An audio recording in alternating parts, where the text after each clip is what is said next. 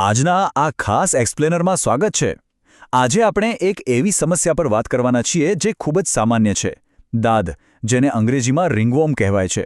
આપણું મુખ્ય ફોકસ એ સમજવા પર રહેશે કે આખરે આ દાદ થવા પાછળના ચોક્કસ કારણો કયા છે અને સૌથી અગત્યનું, રોજિંદા જીવનમાં એવી કઈ નાની નાની આદતો અપનાવી શકાય જેથી આનાથી કાયમ માટે બચી શકાય। તો ચાલો સીધી જ શરૂઆત કરીએ। શરૂઆત જ એક એવા પ્રશ્નથી કરીએ જે મોટાભાગે બધાને મૂંઝવણમાં મૂકી દે છે। આ બીમારીનું અંગ્રેજી નામ રિંગવોર્મ છે, રાઈટ?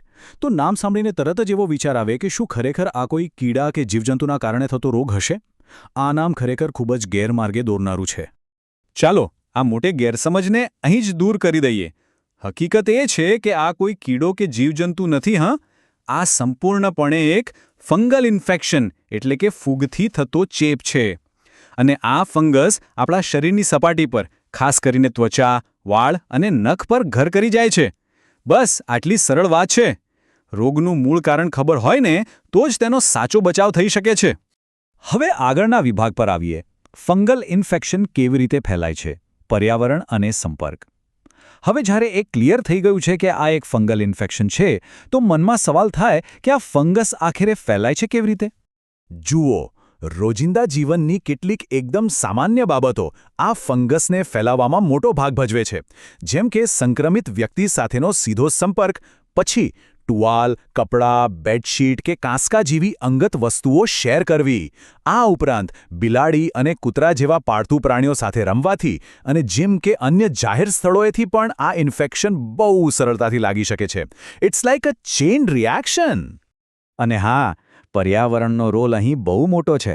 પસીનો અને ભેજ આ ફંગસ માટે જાણે કે પરફેક્ટ બ્રીડિંગ ગ્રાઉન્ડ પૂરું પાડે છે, ખાસ કરીને ગરમ અને ભેજવાળા વાતાવરણમાં। જ્યારે ત્વચા ભીની રહે છે ને, ત્યારે ફંગસ બમણી ઝડપે વૃદ્ધિ પામે છે। અને જો રોગપ્રતિકારક શક્તિ એટલે કે ઇમ્યુનિટી નબળી હોય તો સમજો કે આ ભેજવાળી ત્વચા ફંગલ ઇન્ફેક્શન માટે ખુલ્લું આમંત્રણ જ છે। હવે સૌથી અગત્યના વિભાગ તરફ આગળ વધીએ। દૈનિક સ્વચ્છતા અને બચાવ માટેના જરૂરી પગલાં। કારણ કે સાચું કહીએ તો prevention is better than cure. ફંગસના વિકાસને રોકવા માટે આ 3 એકદમ સિમ્પલ પણ અત્યંત અસરકારક પગલાં છે। સ્ટેપ 1, શરીર પરથી ગંદકી દૂર કરવા માટે રોજે રોજ સ્નાન કરવું। સ્ટેપ 2, સ્નાન કર્યા પછી ત્વચાને સંપૂર્ણપણે સાફ અને કોરી રાખવી। અને ત્રીજું, સૌથી પાયાનું પગલું, ટુવાલ અને કાંસકા જેવી પોતાની પર્સનલ વસ્તુઓ ભૂલથી પણ કોઈની સાથે શેર ન કરવી। આ નાની નાની આદતો જ ફંગસને અટકાવવામાં ગેમ ચેન્જર સાબિત થાય છે। આ બધી વાતનો બોટમ લાઇન એકદમ સ્પષ્ટ છે। જો સામાન્ય સ્વચ્છતાનો અભાવ હોય અને શરીર પર ગંદકી જમા થવા દઈએ તો આ સંક્રમણ ખૂબ ઝડપથી ફેલાય છે। નિયમિત સફાઈ અને સાબુથી વ્યવસ્થિત સ્નાન કરવું એ ફંગલ ઇન્ફેક્શન સામેનો આપણો સૌથી મજબૂત અને પહેલો બચાવ છે। સ્વચ્છતા માત્ર એક સારી આદત નથી, પણ આપણા સ્વાસ્થ્યની સૌથી મોટી ઢાલ છે। સ્વચ્છતાની વાત તો થઈ ગઈ, હવે વાત કરીએ પોશાકની। આગળનો વિભાગ છે કપડાની યોગ્ય પસંદગી, એટલે કે પોશાક દ્વારા બચાવ। આપણા કપડાની પસંદગી ત્વચાના સ્વાસ્થ્ય પર કેટલી મોટી અસર કરે છે એ જાણીને નવાઈ લાગશે। ટાઇટ, સિન્થેટિક, ગંદા કે ભીના કપડાં પહેરવાનું સદંતર ટાળવું જોઈએ। કેમ? કારણ કે તે પસીનાને સૂકાવા દેતા નથી અને ભેજને અંદર જ ટ્રેપ કરી લે છે। એની જગ્યાએ હંમેશા સ્વચ્છ, થોડા ઢીલા અને કોરા કપડાં પહેરવા જોઈએ। જો કપડાં ભીના થાય તો તેને તરત જ બદલી નાખવા। આટલું કરવાથી ફંગસનું જોખમ એકદમ ઘટી જાય છે। અને છેલ્લે આ વિભાગ પર નજર કરીએ। તબીબી સારવાર અને કાળજી। પ્રોફેશનલ મદદ લેવી શા માટે જરૂરી છે? જો બધા જ બચાવ છતાં ઇન્ફેક્શન થઈ જાય ત્યારે શું કરવું?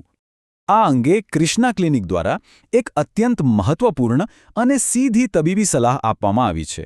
તેમનું કહેવું છે કે જો દાદ લાંબા સમય સુધી મટે નહીં અથવા તો ફેલાતું જ જાય તો તરત જ ડૉક્ટર પાસે તપાસ કરાવવી જોઈએ। આ ઇન્ફેક્શનને અવગણવું ખરેખર જોખમી બની શકે છે, કારણ કે જો પ્રોપર મેડિસિન એટલે કે યોગ્ય દવા લેવામાં ન આવે તો આ ફરી ઉથલું મારી શકે છે। માટે જાતે ઇલાજ કરવા કરતાં પ્રોફેશનલ મદદ લેવી બેસ્ટ છે। તો આ સમગ્ર એક્સપ્લેનરના અંતે એક બહુ જ વિચારવાલાયક પ્રશ્ન ઊભો થાય છે। શું આપણી રોજેરોજની દૈનિક આદતો ફંગલ ઇન્ફેક્શનને દૂર રાખવા માટે ખરેખર પૂરતી છે ખરી? આજે આપણે સ્વચ્છતાના જે નિયમો અને કપડાની યોગ્ય પસંદગી વિશે વાત કરી, તે આપણને સૌને આપણી રોજિંદી આદતો પર પુનર્વિચાર કરવા ચોક્કસ પ્રોત્સાહિત કરે છે.